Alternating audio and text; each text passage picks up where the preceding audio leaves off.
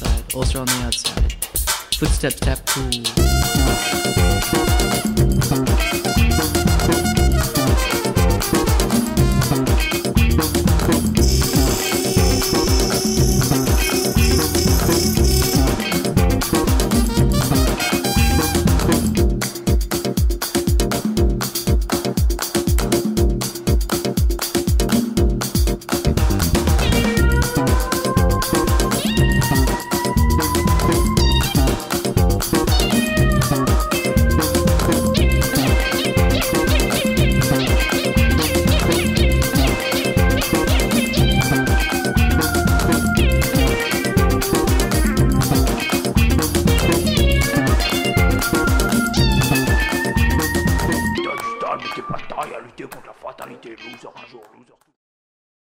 Anneret, en watter van ons opsies is jou favourite?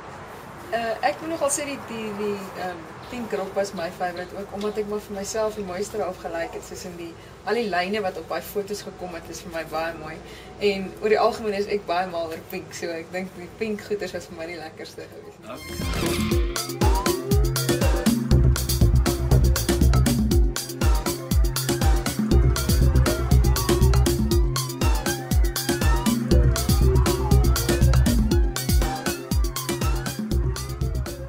Maar ek dink dit was 'n goeie dag. Was dit vir jou lekker? Dit was my baie lekker, want ek het nou, dit was ons 2008, toe was ek op ons op die Sarie se voorblad. Ja. En jy sien toe ek daai boeksoep kry en ek kyk al die foto's deur, dit is vir my nou die mooiste foto's wat ek nog ooit in my lewe gehad.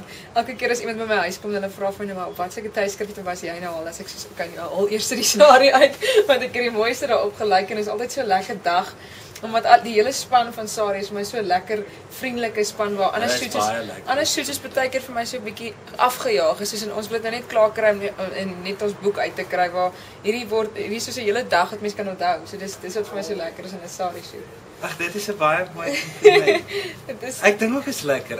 Ek sou daarvan gehou het as ek nie vir Sarie gewerk het nie om 'n shoot te doen. Ja, om deur Sarie afgeneem te word. Ja. Ja. En hulle het my baie mooi laat lyk ook so. Dit was 'n baie goeie span.